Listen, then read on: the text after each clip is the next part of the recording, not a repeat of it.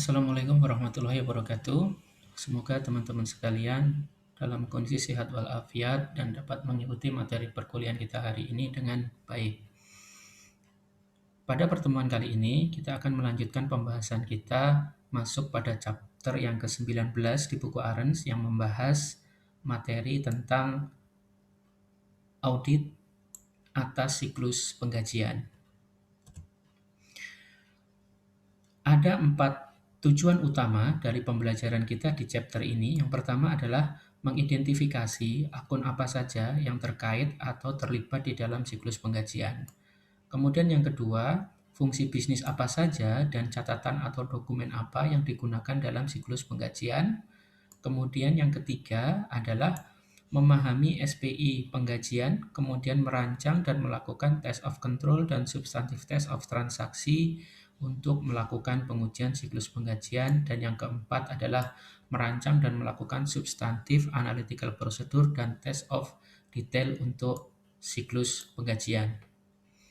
Kita akan membahas tujuan atau learning objektif yang pertama dan kedua ya, karena kenapa ini digabungkan? Karena kedua learning objektif ini saling terkait satu sama lain dan lebih efektif ketika pembahasannya dilakukan secara paralel ya atau bersamaan.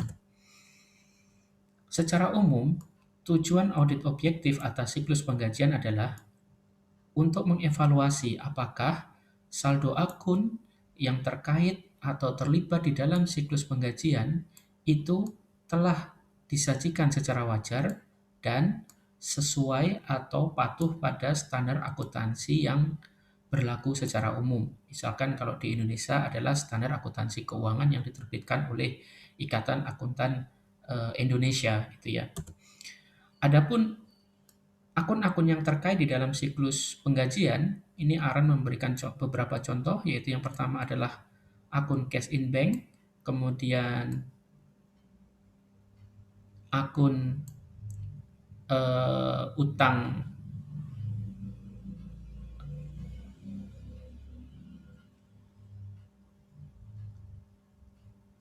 yaitu akun utang ya, utang gaji. Yang dimaksud di sini adalah gaji-gaji yang terjadi di akhir periode pelaporan ya. Misalkan biasanya perusahaan melakukan penggajian di tanggal 4 gitu ya setiap bulannya, maka untuk bulan Desember pada saat tanggal 31 Desember terdapat utang gaji akrual ya, karena nanti akan dibayarkan pada tanggal 4 bulan Januari tahun berikutnya.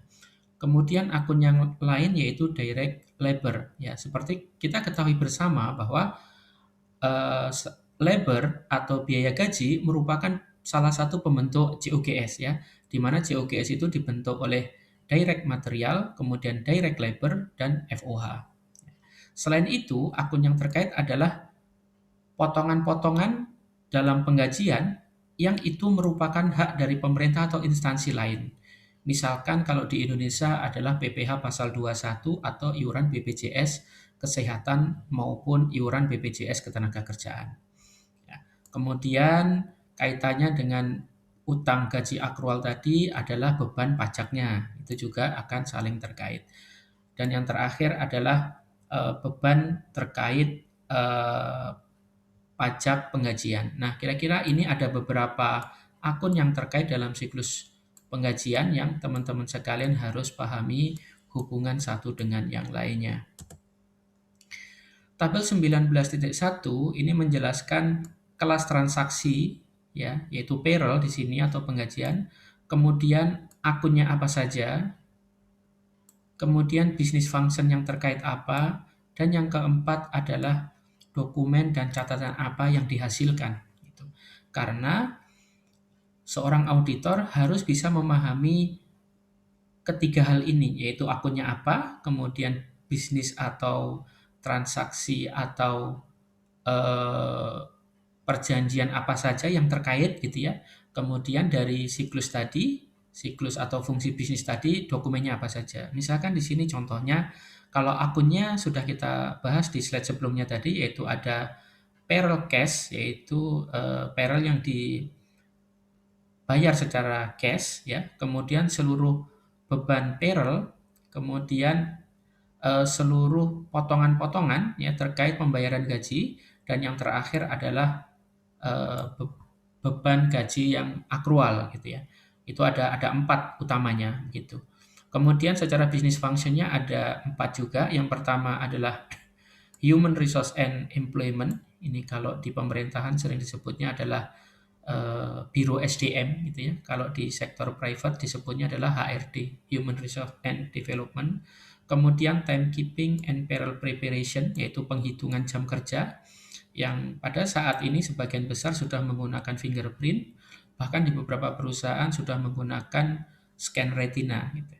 Kemudian yang ketiga adalah pembayaran gaji, dan yang terakhir adalah menyiapkan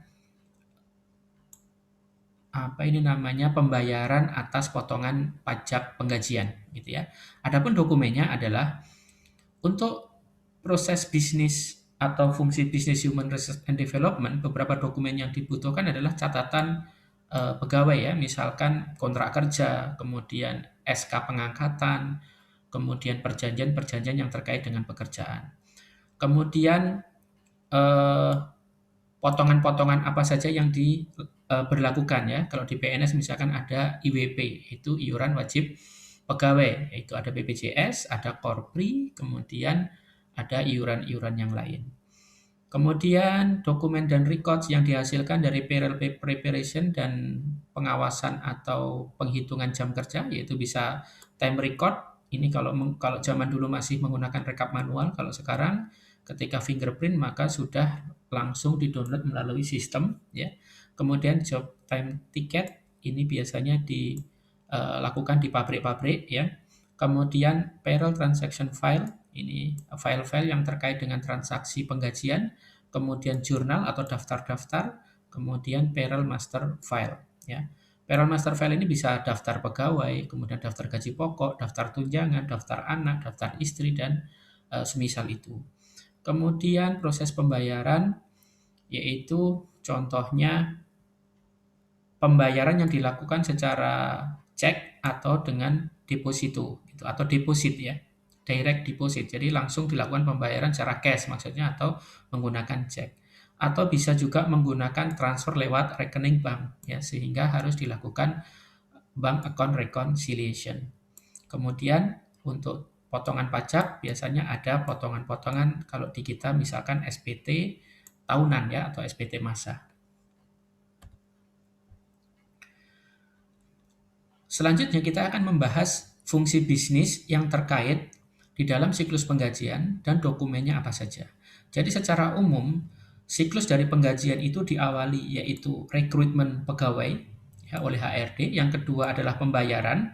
Tentu sebelum melakukan pembayaran di sini ada penghitungan jam kerja, atau kalau di pemerintahan ada namanya sasaran kinerja pegawai perseorangan, itu diukur, kemudian itu nanti akan berpengaruh kepada tunjangan kinerja yang dibayarkan.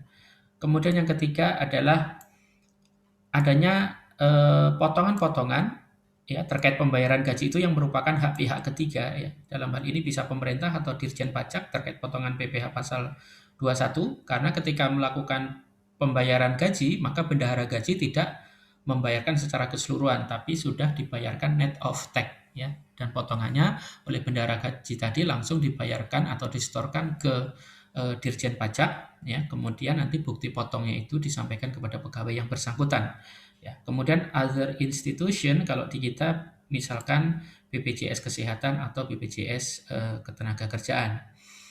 Kemudian 4 proses bisnis atau fungsi bisnis yang secara umum terkait dengan proses penggajian, yaitu tadi sudah kita jelaskan, ada human resource, kemudian timekeeping dan payroll preparation, kemudian payment of payroll, dan penyiapan terkait masalah pemotongan dan pembayaran pajak penghasilan.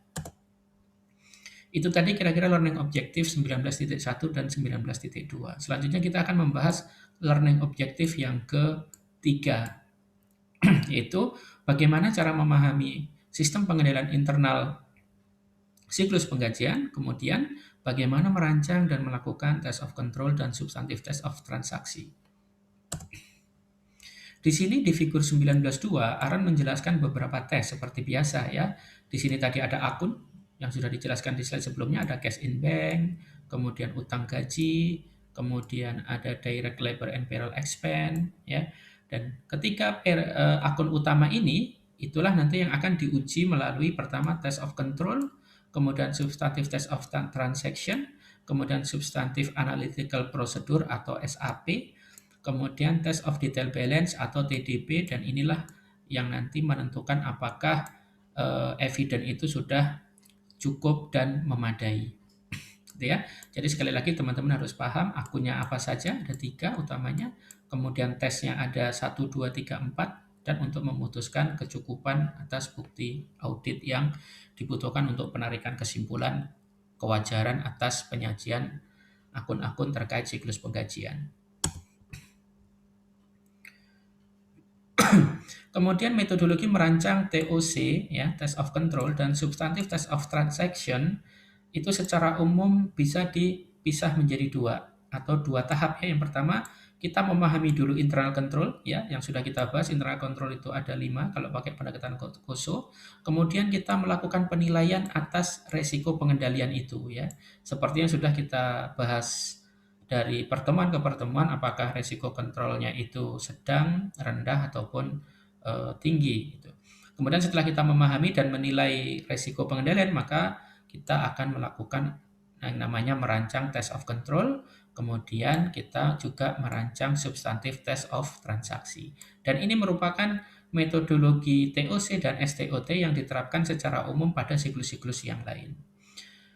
Kemudian khusus untuk siklus penggajian, ada key control atau pengendalian kunci, ya, yang dijelaskan oleh Arons, yaitu ada 5. Yang pertama adalah apakah sudah ada pemisahan tugas yang memadai. Jadi tupoksinya jelas apakah tidak, ataukah ada tumpang tindih. Itu menentukan penilaian atas control risk. Misalkan kalau pembagian tugasnya nggak jelas, berarti sistem pengendalian internalnya rendah. Berarti kalau rendah, control risk-nya tinggi.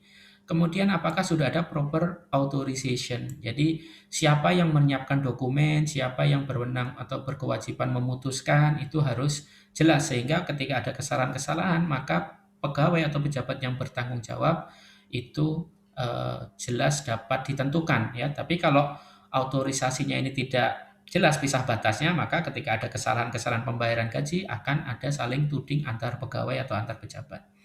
Kemudian apakah pendokumentasian dan pencatatan telah memadai atau mencukupi, ya, ataukah setiap transaksi itu sudah dilakukan pencatatan ataukah belum, ataukah sifatnya hanya catatan-catatan yang informal, belum ada sistemnya. Ya, itu tentu akan mempengaruhi tingkat keandalan suatu internal control dan juga akan mempengaruhi penilaian atas risiko pengendalian. Kemudian bagaimana mekanisme atau kecukupan pengendalian atas fisik aset dan pencatatan gitu ya. Misalkan contohnya tadi untuk penggajian itu kan yang vital adalah mesin fingerprint. Nah, apakah mesin fingerprint ini sudah dilakukan perlindungan secara memadai? Misalkan apakah mesin fingerprint itu ditaruhnya di luar yang bisa kehujanan sehingga bisa rusak dan recordnya bisa hilang, ataukah ditempatkan di lokasi yang tidak kena air, kemudian suhunya bagus dan seterusnya. Itu yang harus dinilai oleh auditor. Kemudian apakah sudah ada independent check, ya, sudah ada pengecekan secara independen atas kinerja yang dicapai oleh si pegawai yang nanti dijadikan dasar untuk pembayaran gaji. Kira-kira itu ada 5 pengendalian kunci yang harus diuji oleh auditor ketika melakukan pengujian atas siklus penggajian. Ada kalanya auditor seringkali membutuhkan, ya, atau memerlukan perangkat-perangkat untuk melakukan analisis data, ya. Seperti tadi sudah saya sampaikan, pada saat perusahaan itu sudah menggunakan fingerprint, maka untuk menarik data dari server mesin fingerprint tadi, maka itu juga dibutuhkan tools tersendiri. Bisa juga auditor meningkatkan kekuatan, ya, kekuatan dalam artian ketajaman analisis dengan menggunakan bantuan teknologi sehingga bisa dapat mengaudit populasi yang lebih banyak lagi gitu ya. Misalkan ketika kita di kementerian melakukan pengujian atas belanja 51, maka kita harus mempunyai sistem aplikasi yang kuat untuk melakukan analisis karena jumlah pegawainya sangat banyak ya, bisa kadang-kadang ada satu kementerian yang bisa mencapai 5.000, 6.000, atau bisa dibayangkan kalau kementeriannya seperti Kemenak ya, yang instansinya ada di level provinsi, kemudian di level setiap kabupaten, dan ada di pusat gitu. Begitu juga ketika instansinya adalah Kementerian Pendidikan. Nah, itu maka sangat banyak sekali termasuk guru-guru juga akan menjadi apa itu namanya objek yang diaudit ya. Bisa dibayangkan kalau misalkan auditor itu tidak memiliki bantuan atau kekuatan di bidang teknologi gitu. Kemudian selain itu, auditor bisa juga atau bahkan seringkali melakukan perluasan atas audit prosedur ketika melakukan proses penggajian ya. Kenapa hal itu dilakukan? Misalkan yang pertama adalah sistem penggajian itu sangat signifikan mempengaruhi penilaian inventory. Ini biasanya dilakukan di perusahaan-perusahaan yang padat karya ya, yang tidak menggunakan mesin. Misal contoh kayak perusahaan rokok Sampurna, ya mereka tidak menggunakan mesin tapi masih menggunakan tenaga manual sehingga sebagian besar nilai inventory itu diperoleh atau didukung adanya yaitu direct labor cost ya. Sehingga pengujian atas direct labor cost ini sangat menentukan valuation dari inventory yang dihasilkan. Atau bisa juga ketika auditor memiliki konsen tertentu atas adanya indikasi kemungkinan terjadinya fraud gitu ya. Fraud ini bisa jadi adanya pegawai yang sebenarnya tidak hadir gitu, atau misalkan pegawai itu sudah pensiun tapi gajinya tetap dibayar terus, atau istilahnya ghost employee gitu ya. Gajinya dibayar tapi orangnya nggak bekerja, atau misalkan ada kecurangan di dalam jam kerja. Misalkan harusnya pegawai itu datang jam 8 sampai jam 4 di kantor, tapi ternyata tren pegawai di situ adalah jam 8 cuman absen, habis itu kabur, nanti balik lagi sore baru absen lagi. Maka auditor harus mewaspadai kondisi-kondisi di lingkungan yang sedang diaudit tadi, begitu ya. Jadi masing-masing case bisa berbeda-beda. Kemudian di sini Aaron memberikan dua pertanyaan ya. Ada dua prosedur yang bisa diterapkan. Yang pertama adalah trace ya, hasil tracing gitu ya. Yang kedua adalah vouching. Kalau trace ini di sini dijelaskan adalah melakukan pengujian secara random ya, yaitu dokumen pre-number time cards ya, yang hubungannya dengan pembayaran gaji, kemudian dibandingkan dengan jumlah jam kerja yang harus dibayar. Jadi berawalnya dari pre-number time card-nya tadi, kemudian dibandingkan dengan payroll register, kemudian dibandingkan dengan jam kerja itu.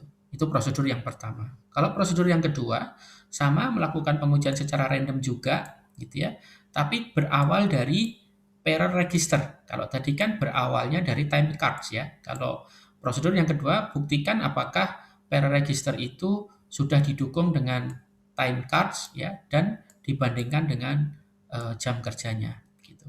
Ini Aaron menanyakan, kira-kira dari dua prosedur ini manakah yang paling atau lebih penting dilakukan oleh auditor dan kenapa? Ya. Jawabannya adalah yang kedua ya. Kenapa? Karena kalau yang pertama ini berarti yang diuji adalah time cards-nya. Padahal bisa saja time cards ini bisa sebagian bisa dibayar, bisa enggak. Sedangkan patokan utamanya auditor adalah menguji masalah yang dibayar dulu gitu ya. Jadi kita berangkatnya dari hilirnya dulu, baru kita telusuri ke hulunya ya. Makanya di sini hilirnya adalah pembayaran pegawai, gaji pegawai, kemudian kita telusuri ke register penggajian, kita bandingkan dengan time cards, kemudian kita bandingkan dengan jumlah jam kerjanya. Kalau yang pertama tadi telusuri, jadi pola pikirnya dari hulu ke hilir ya. Jadi caranya time card-nya dicari, dihitung working hours-nya berapa, kemudian baru dilihat di payroll register. Jadi cara yang lebih efektif adalah menggunakan cara kedua. Ya, ini yang biasa dilakukan oleh auditor ya. Kemudian kita selanjutnya akan membahas learning objective yang keempat, yaitu bagaimana merancang dan melakukan prosedur substantif, analytical procedure, dan test of detail. Baik. Di sini ada 5 tahapan. Ya. 5 tahapan dalam menentukan metodologi yang layak ketika melakukan pengujian atas saldo. Gitu ya. Kalau tadi sebelumnya kita atas transaksi, sekarang atas saldo. Yang pertama adalah kita mengidentifikasi apakah bisnis klien itu memiliki resiko yang tinggi terhadap penggajian. Tadi seperti sudah saya contohkan, misalkan kita mengaudit perusahaan rokok Sampurna, tentu pembayaran gaji itu sangat berpengaruh terhadap apa itu namanya resiko bisnis dari si perusahaan tadi, gitu ya. Tapi kalau misalkan perusahaan itu lebih banyak menggunakan mesin, maka yang dilakukan adalah bukan di jam kerjanya, tapi jam mesinnya, itu maksudnya. Tapi dua-duanya payroll juga sangat berperan, gitu ya. Tapi kalau misalkan sebagian besar bisnis usaha itu payroll itu biayanya sangat kecil atau tidak signifikan, lebih banyak yaitu inventory dan yang lainnya karena dia tidak melakukan produksi alias dia hanya jual beli barang, maka itu juga harus menjadi pertimbangan. Yang kedua adalah menetapkan performance materiality yang di awal, kemudian melakukan penilaian atas inherent risk-nya, resiko bawaan dari akun tersebut. Selanjutnya adalah menilai resiko pengendalian dan melakukan pengujian-pengujian terbatas yang diperlukan. Kemudian yang keempat adalah melakukan substantive analytical procedure atau fase 3. Dan yang kelima adalah mendesain dan melakukan test of detail balance untuk utang dan akun beban, gitu ya. Jadi ada 5 tahapan itu yang sebenarnya 5 tahapan ini juga dilakukan ketika auditor melakukan pengujian atas akun-akun yang lain, gitu. Di sini Aaron memberikan contoh ada 5 substantive analytical procedure. Yang pertama yang mau saya tekankan lagi adalah pada saat kita membahas analytical procedure, berarti utamanya prosedur ini konsen pada pembandingan. Nah, pembandingan itu apa? Membandingkan data sekarang dengan data sebelumnya atau data tren, gitu ya. Contohnya di sini ya. Yang pertama adalah bandingkan ya payroll expense akun beban gaji ya dengan tahun sebelumnya. Nah, ini apa namanya itu dibandingkan ada fluktuasi yang signifikan nggak? Pada saat dia so-so berarti tidak ada penambahan pegawai kemungkinan besar, kemudian volume produksi juga tidak ada peningkatan atau penurunan, jadi resikonya lebih kecil. Tapi pada saat ada fluktuasi yang tinggi atau penurunan sangat tajam, maka itu harus menjadi awareness bagi si auditor.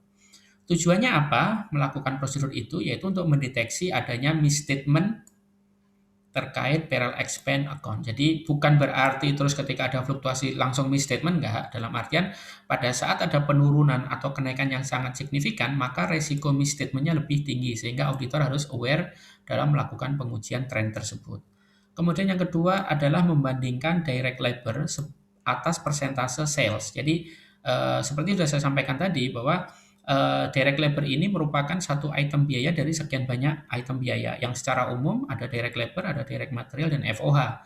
Ya, kemudian nanti jadi COGS dijual jadi sales gitu kan. Nah ini maksudnya dibandingkan antara direct labor cost-nya dibandingkan sales nanti ketemu persentase, kemudian dibandingkan dengan tahun sebelumnya gitu ya.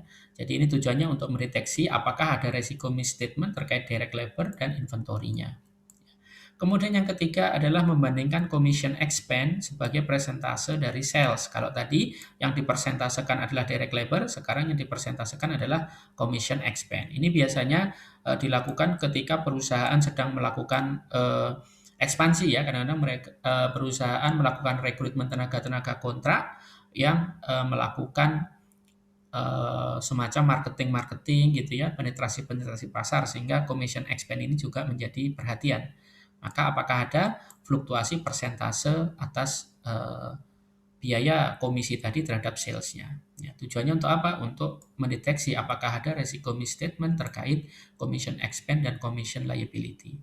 Kemudian yang keempat adalah membandingkan payroll tax expense sebagai persentase dari salaries ya. Sebagaimana kita ketahui bahwa pajak itu dihitung sekian persen dari gaji yang dibayarkan sehingga jumlah atau beban pajak itu harusnya relatif konstan begitu ya. Tapi kalau nilainya jadi fluktuatif yaitu bisa diwaspadai ya dari tahun ke tahun dibandingkan. Nah, ketika nilainya sangat fluktuatif itu auditor harus aware karena bisa saja di dalamnya ada resiko misstatement terkait payroll tax expense dan payroll tax liability atau bisa jadi di dalamnya ada penggelapan pajak dan ini sering terjadi ya. Sering terjadi. Jadi pajak tadi sudah dipotong oleh bendahara tapi tidak distorkan begitu ya. Jadi secara kewajiban pegawainya sudah tertunaikan, ya gajinya sudah dipotong, tapi oleh bendahara gaji tidak disetorkan. Makanya ini sangat penting melakukan pengujian ini. Kemudian yang kelima adalah membandingkan accrued payroll tax account dengan tahun sebelumnya ya. Payroll biaya gaji akrual ya itu akan sangat terkait dengan eh, utang pajak akrual juga begitu ya. Jadi pada saat akrual wages-nya naik otomatis accrued payroll tax-nya juga naik gitu ya. Makanya dari tahun ke tahun ini juga harus dipantau. Kenapa? Karena hal ini bisa digunakan untuk mendeteksi apakah ada resiko misstatement terkait accrued payroll tax dan payroll tax expense. Seperti yang saya jelaskan di poin 4 tadi, ini saling terkait nih, ya dua-duanya ini ya, untuk mendeteksi adanya penggelapan pajak ataukah tidak. Kira-kira itu teman-teman sekalian materi yang bisa saya sampaikan untuk materi audit terkait siklus penggajian. Semoga apa yang saya sampaikan ini bisa dipahami dan bermanfaat untuk perkuliahan teman-teman sekalian dan apabila ada kurang lebihnya saya mohon maaf yang sebesar-besarnya. Akhirul kalam, wassalamualaikum warahmatullahi wabarakatuh.